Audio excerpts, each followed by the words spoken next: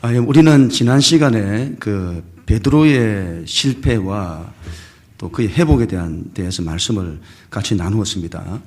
오늘은 이제 가룟 유다에 대해서 말씀을 좀 나누도록 하겠습니다. 가룟 유다의 실패뿐만이 아니라 그를 통해 나타나는 인간의 절망에 대해서 나누고, 그리고 우리의 희망은 어디에 있는지를 함께 나누도록 그렇게 하겠습니다.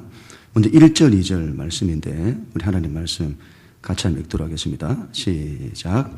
새벽에 모든 대제사장과 백성의 장로들이 예수를 죽이려고 함께 의논하고 결박하여 끌고 가서 총독 빌라도에게 넘겨주니라. 아멘.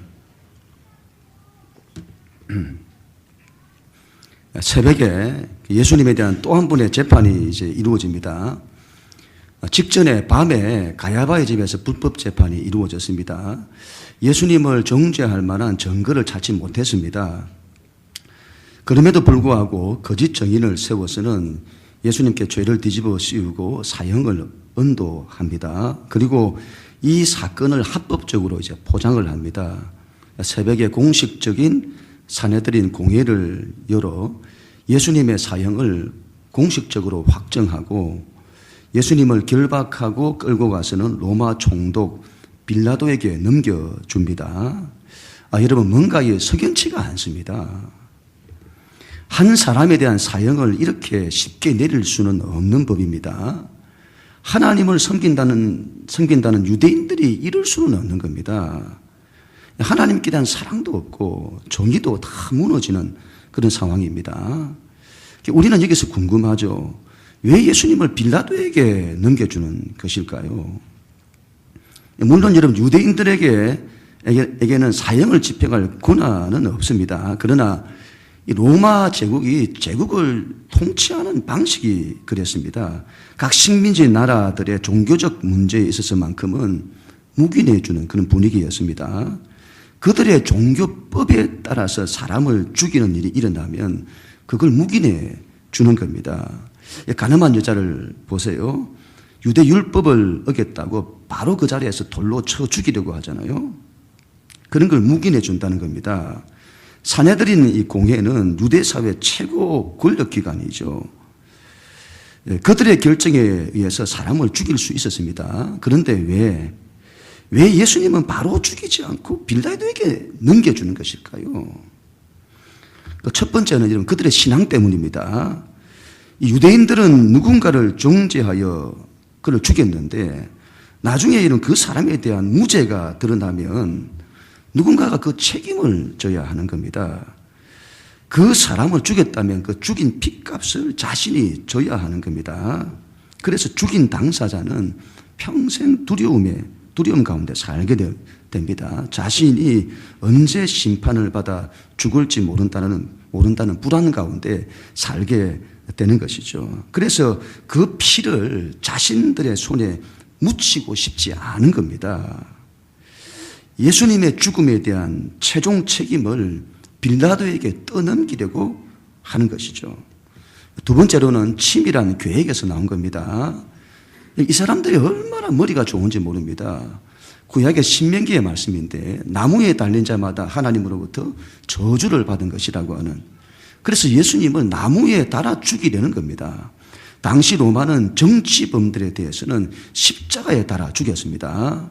예수님을 그렇게 죽이려는 겁니다. 그래서는 예수님을 빌라도에게 고소하는 것이고 예수님을 정치범으로 몰아 십자가에 죽이려고 하는, 그래서는 모든 사람들에게 저 예수라는 사람은 하나님으로부터 저주를 받은 사람이라는 것을 보이는 겁니다. 그리고는 예수를 따르는 사람들로 하여금 예수를 더 이상 따르지 못하도록 하는, 예수를 떠나도록 만들려는 거죠. 여러분, 이 사건이 어떻게 되었을까요? 어떻게 되었을까요? 그들의 뜻대로 다 되었습니다. 그들의 뜻대로 다 되었습니다. 그들이 성공하고 예수님이 실패하는 것처럼 보입니다. 그런데 여러분, 하나님의 뜻이 이루어져요. 그들이 오히려 실패하고 예수님이 오히려 성공하게 되어집니다. 하나님의 역사가 그런 겁니다. 하나님의 뜻을 이루는 자를 하나님께서 결단코 버리지 않으십니다. 인간의 모든 계획과 세상의 반대와 환경의 어려움에도 불구하고 이런 하나님의 뜻은 이루어집니다. 지금의 시대를 보세요. 세상이 얼마나 하나님을 반대하는지 모릅니다. 그들이 힘을 행사하고 그들이 득세하는 것처럼 보입니다. 그들이 옳은 것처럼 보이고 그들이 성공하는 것처럼 보입니다. 그런데 성경을 말씀하는 거죠. 그렇지 않다. 하나님의 뜻은 절대로 실패되지 않는다. 하나님의 뜻을 붙드는 자들이 이깁니다. 우리는 지금 이 믿음으로 일어서야 할 것입니다. 여러분, 하나님의 뜻을 붙들어야 합니다. 결단코 실패되지 않습니다. 반드시 하나님이 역사하세요. 두 번째로는 우리가 가룟 유다의 그 후회가 되겠습니다. 3절 4절 말씀인데 우리 같이 한번 읽습니다. 시작. 그때 예수를 판 유다가 그의 정죄됨을 보고 스스로 뉘우쳐 그 은 30을 대제사장들과 장로들에게 도로 갖다 주며 이르되 내가 무죄한 피를 팔고 죄를 범하였도다 하니. 아멘. 그때에 언제죠? 예수님에게 사형 언도를 내리고 예수님을 끌고 빌라도의 법정으로 가는 그때에 가룟 유다가 자신의 잘못을 뉘우칩니다. 왜 뉘우쳤을까요? 예수님을 팔 때는 언제고 이제 와서 왜 뉘우치는 것일까요? 성경은 유다가 뉘우친 이유를 이렇게 말씀합니다. 그의 정죄됨을 보고, 예수님의 정죄됨을 보고 뉘우쳤다고 합니다. 유다는 여러분 이 상황을 전혀 예상하지 못했던 겁니다. 사건이 너무 커져버린 겁니다. 이 사건이 예수님이 죽는 상황까지 가게 될 줄을 몰랐던 겁니다. 예수님이 좀 어려움을 겪으시고 당신이 틀렸다는 걸 깨닫기를 원했을 겁니다. 왜 정치적 메시아의 길을 가지 않고 십자가의 길을 가시느냐 하는 겁니다. 왜 로마의 압제에서 고통하는 백성들의 현실적 문제를, 그런 문제를 해결해야지 회개니 뭐니 하나님 나라가 가까이 왔느니 뭐니. 그 하나님 나라도 알고 보니까 천국이에요. 복음을 전하여 사람들을 구원해야 한다느니, 천국에 들어가야 한다느니 무슨 뜬구름 잡는 이야기만 하는 겁니다. 유다는 예수님이 어려움을 좀 겪으면 정신을 차리실 거라고 생각했을지 모르겠습니다. 그런데 그렇지 않은 겁니다. 자기가 결국 예수님을 죽음으로 내모는 일을 한 겁니다. 그가 뉘우쳤다고 합니다. 뉘우쳤다고 합니다. 유다가 회개를 했다는 말씀일까요? 그렇지 않습니다. 회개라는 헬라어는 메타노이아라고 하는데, 근데 여기서는 메타노이아라는 단어를 쓰지 않고 메타멜로마이라는 단어를 씁니다. 관심을 바꾸었다는 말인데, 지금까지 생각을 이렇게 했는데 그 생각을 저렇게 바꾸었다는 겁니다. 다시 말하면 회개했다는 말이 아니라 후회했다는 말입니다. 그가 정말로 회개를 했다면 예수님께로 갔어야 합니다. 베드로처럼 끝까지 예수님을 붙들었어야 합니다. 그러면 여러분 이렇습니다. 이건 자기가 실패되고 무너지고 모든 걸 잃어도 예수님을 붙들어야 합니다. 그러면 이렇습니다. 그런데 유다는 예수님께로 가지 않았습니다. 그는 예수님을 믿지 않았습니다. 오히려 대제사장과 장로들에게로 갔습니다. 왜요? 왜 그들에게 갔을까요? 이 모든 사건을 되돌려 놓고 싶은 겁니다. 그는 후회하면서 이 사건을 되돌려 놓고 싶은 거지 회개하면서 예수님께로 가고자 했던 것이 아닙니다. 우리는 후회와 회개를 혼돈합니다. 이 둘을 잘 구분해야 합니다. 후회는 도덕적이고 양심적인 가책에서 나오는 게 후회죠. 내가 이러면 안 되는데 왜 이렇게 했을까? 그게 후회입니다. 회개란 내가 이런 사람이군요. 하나님, 저는 죄인이군요. 저를 용서해 주세요.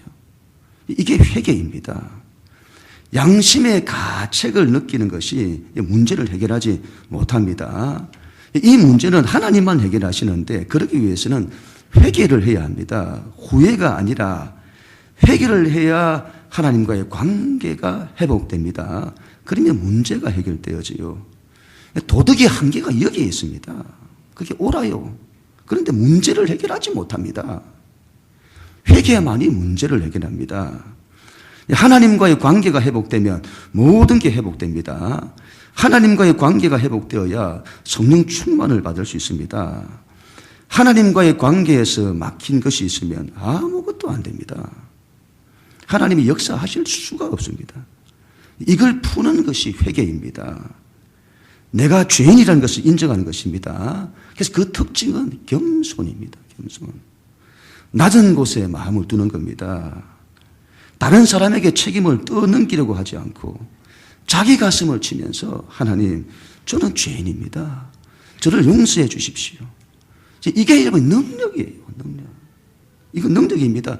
모든 문제를 다 풀어요. 이게.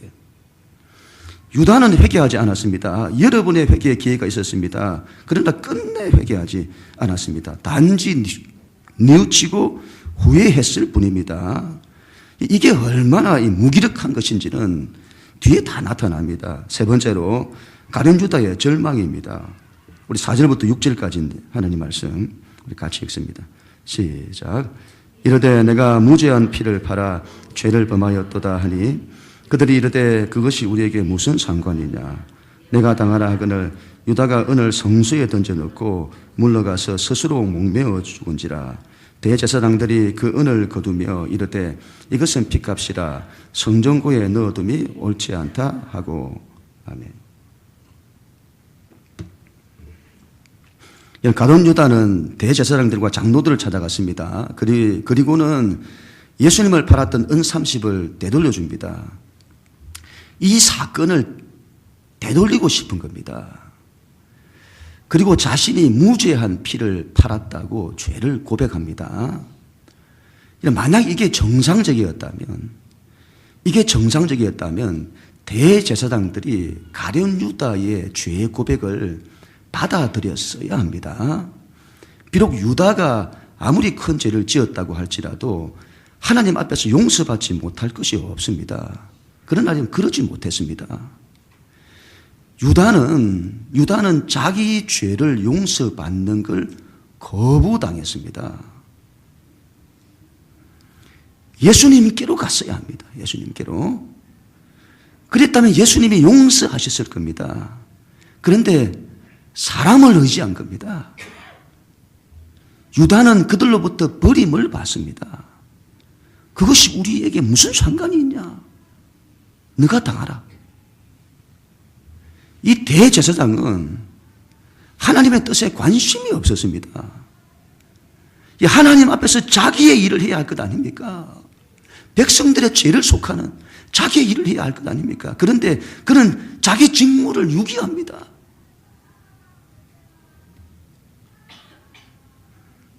유다의 죄를 인정하면 자기들의 죄도 인정하는 꼴이 되니 그 일을 할 수가 없는 겁니다. 그들은 죄를 떠넘깁니다. 그게 우리와 무슨 상관이 있냐? 네가 한 것 아니냐? 네가 예수를 팔아서 이 지경이 되도록 하지 않았냐? 그 책임을 네가 당해라. 자기들이 죄를 계획하고 유다를 끌어들인 겁니다. 그리고는 결정적인 순간에 유다에게 모든 죄를 떠넘깁니다. 유다는 토사구팽을 당한 거예요. 토사구팽. 이용만 당하고 버림받은 겁니다. 예수님은 이 세상의 모든 죄를 당신이 친히 짊어지세요. 그런데 이들은 세상의 모든 죄를 다른 사람에게 다 떠넘깁니다. 가룟 유다가 예수님께로 갔어야 하는데 예수님께로 갔어야 되는데 왜 그들을 찾아갔는지 모르겠습니다. 여러분, 죄를 짓게 하는 이 사단은 자기 죄를 인정하지 않습니다. 사단의 하수인 노릇을 한 대제사장들과 장로들은 자기 죄를 인정하지 않습니다. 이런 죄는 죄에 대해서 책임을 지지 않습니다. 그래서 죄인은 죄의 문제를 해결하지 못하는 겁니다. 모든 걸 떠넘겨요. 절대로 자기 탓이 아닙니다. 다른 사람 탓입니다. 결국 사단이라고 하는 이 사단의 사명은 우리를 파멸시키는 데 있습니다. 우리를 이용할 대로 이용하고는 결국은 죽입니다. 우리를 죽도록 내버려 두는 거죠. 유다는 여러분 그렇게 죽는 겁니다. 결국 가룟 유다는 자기 죄를 해결할 길을 찾지를 못합니다. 예수님을 믿지 않으니 죄를 고백을 해도 자기 뜻으로 자기 방법으로 그렇게 노력해도 그 문제는 해결되지 않는 겁니다. 그 문제를 해결할 방법이 없어요. 결국 유다는 자살을 선택합니다. 자기가 자기를 용서하지 못하고 자기를 죽여요. 죄의 특징이죠. 죄의 특징. 결국은 자기를 죽입니다. 자기가 죄인이라는 것을 인정하면 그 문제를 해결할 예수님을 찾게 될 것인데 자기는 죄인이 아닌 겁니다. 자기는 의인이어야 하는 겁니다. 의인이어야. 그런데 자기가 큰 죄를 지은 겁니다. 자신은 옳아야 하는데 어떻게 자기가 이렇게 할 수 있느냐 하는 겁니다. 유다는 마지막까지 자신의 죄인됨을 인정하지 않았습니다. 죄는 인정했으나 자기의 죄인됨은 인정하지 않았습니다. 베드로와 이런 가룟 유다를 다시 한번 비교해야 합니다. 베드로는 자기를 인정했습니다. 자기가 얼마나 죄인인지를 인정했습니다. 자기는 죽을 수밖에 없는 죄인인 겁니다. 어디에도 방법이 없어요. 그리고는 예수님께로 갑니다. 유다는 자기가 죄인이면 안 되는 겁니다. 자기는 의인이어야 하는 겁니다. 그런데 자기가 죄를 지은 겁니다. 자기가 죄인이라는 것을 인정하지 못하니 마지막까지 자기의 뜻과 방법을 찾습니다. 그래도 찾지 못하니 결국은 자기를 자기가 죽이는 겁니다. 이렇게 불명예스럽게 구차하게 살아야 한다면 깨끗하게 죽자. 어떻게 보면 이게 의로워 보입니다. 그러나 그렇지 않습니다. 이건 교만입니다. 유대인들에게 이런 자살이라고 하는 것은 큰 죄에 속합니다. 우리의 생명은 우리의 것이 아닙니다. 그 주권이 하나님께 있습니다. 자기 생명을 자기 마음대로 할 수 없습니다. 물론 우리가 살면서 정말 의도치 않았던 어려움과 환경 속에서 죽음을 택하는 사람들이 있습니다. 그런 거 말고 의도적으로 자기를 죽이는 것은 용서받지 못하는 죄가 되는 겁니다. 이 죄의 결론이죠. 죄의 결론. 결국 죄는 자기를 죽입니다. 모든 것이 자기에게로 돌아와요. 인간의 절망이 여기에 있습니다. 인간에게는 자기의 죄를 해결할 길이 없습니다.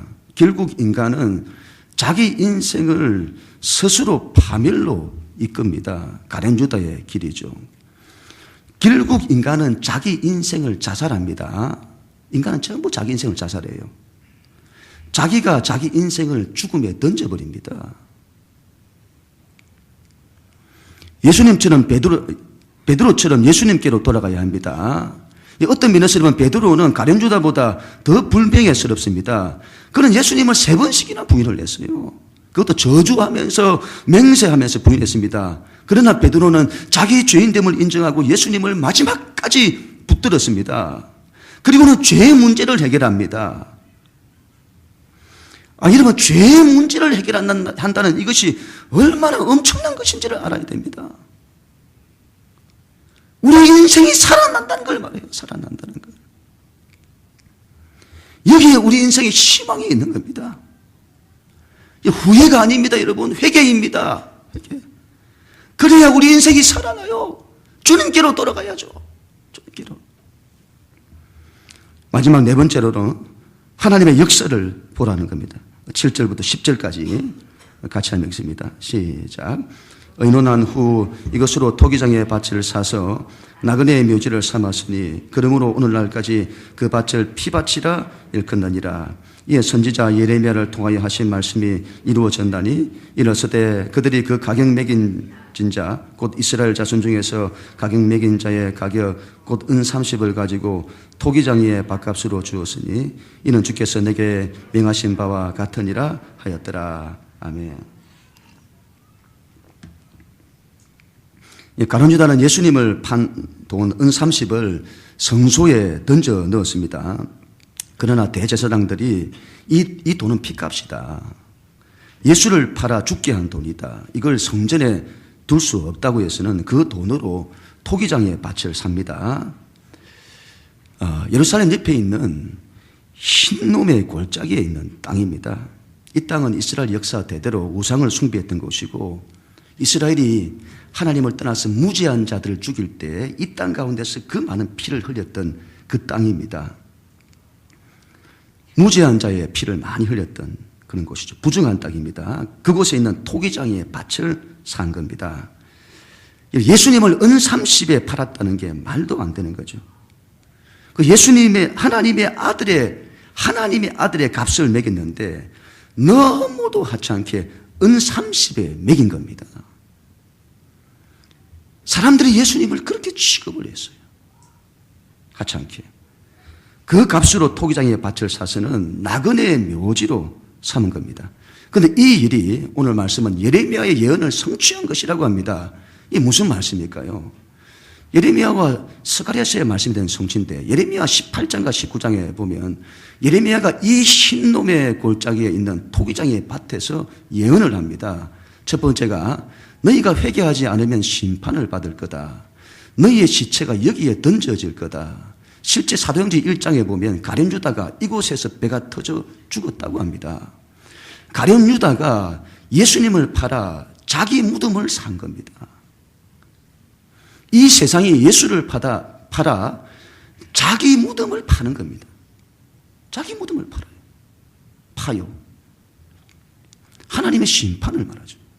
두 번째로 예레미야가 이 흰놈의 골짜기에 있는 토기장이의 집에서 예언을 했다는 이것은 이 토기장이가 만든 그 예레미야가 예언할 때 토기장이가 그릇을 만들었는데 이 그릇이 마음에 안 드는 겁니다. 그래서 그걸 깨트리고 새로운 그릇을 만드는 겁니다.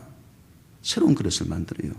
여기서 토기장이는 하나님을 말합니다. 하나님께서 옛것을 깨트리고 새 것을 만드신다는 것입니다. 이게 무슨 말이죠? 뭘 만드신다는 거죠? 그 옛날 창세기에 아브라함이 땅에 대한 약속을 받았습니다. 아브라함은 평생 그 땅을 바라며 살았습니다. 그 땅은 이 세상에서의 땅이 아닙니다. 하늘 본향, 천국을 말씀합니다. 아브라함이 천국을 사모하며 산 겁니다. 그래서 이 세상을 나그네와 같이 살았습니다. 나그네와 같이. 그리고는 마지막 죽을 때에 그는 헤브론에 있는 막벨라 굴을 값을 주고 삽니다. 값을 주고. 아브라함은 그곳에 묻힙니다. 이삭도 묻히고 야곱도 묻히고 그곳에 묻혀요. 그 땅은 이 세상을 나그네와 같이 살았던 자들이 묻히는 땅입니다. 이 땅에서 천국을 바라보며 살았던 자들이 묻히는 땅이죠. 그 땅은 천국을 상징하는 겁니다. 예수님의 핏값으로 산 땅도 마찬가지입니다. 천국을 상징합니다. 예수님의 핏값을 주고 산 땅, 나그네들이 묻히는 땅, 이 땅에서 천국을 바라며 사는 자들이 묻히는 곳. 토기장이신 하나님이 옛것 이 세상을 깨트리시고 새로운 세상, 천국을 만드신다는 겁니다. 천국이죠. 핏값은, 이 피밭은, 핏값으로 산 이 피밭은 세상 편에서 보면 심판을 상징하고 하나님 편에서 보면 천국을 상징하는 겁니다. 세상 편에서 보면 예수님만큼 비참한 죽음이 없습니다. 예수님은 실패자요. 예수님의 인생은 실패한 인생입니다. 사람들에게 버려지고 은 30에 팔리고 그 값으로 산 것은 고작 쓸모없는 피밭입니다. 예수님의 인생이 남긴 것, 예수님 인생의 결론이죠. 헛된 죽음처럼 보이는. 그런데 하나님 편에서 보면 이 일을 통해 하나님의 엄청난 역사가 나타나는 것입니다. 온 세상을 살리시는 하나님의 구원의 역사가 일어나는 겁니다. 우리 예수님 천국을 만드세요. 천국을. 제가 이 말씀을 묵상하면서 가슴이 벅차더군요. 하나님의 역사가 놀라운 겁니다. 하나님의 역사가 놀라워요. 그 수를 내다보는 게 우리하고 다르다 이 말이죠. 세상이 원하는 대로 다 되었습니다. 그들이 계획한 대로. 예수님은 십자가에 죽으셨습니다. 그런데 하나님의 뜻이 이루어지는 겁니다. 하나님의 뜻이. 예수님은 비참하게 버려졌습니다. 그런데 그 핏값으로 천국을 만드시는 겁니다. 하나님이 하시는 일은 놀랍습니다. 놀라워요. 우리는 이 믿음으로 일어서야 할 것입니다. 하나님이 하시면 안 되는 게 없습니다. 안 되는 게 없어요. 하나님의 뜻에 이르면 순종하면 결탄코 실패됨이 없습니다. 하나님의 뜻을 이루는 자들은 하나님께서 반드시 지키십니다. 이걸 믿어야 합니다. 이걸 믿어야 합니다. 마지막까지 여러분 예수님을 붙들어야 합니다. 예수님께로 돌아가야 합니다. 예수님께로. 그러면 모든 게 다 해결되어져요. 모든 게. 마지막까지 여러분 예수의 길, 십자가의 길을 걸어야 합니다. 세상이 인정해 주지 않더라도, 그게 실패되는 것처럼 보이더라도 그 길을 걸어내야 합니다. 결국 하나님의 역사가 나타날 것입니다. 모든 걸 이기고 승리하도록 그렇게 역사하실 것입니다. 그런 우리 모두가 다 될 수 있기를 주님의 이름으로 간절히 축원합니다.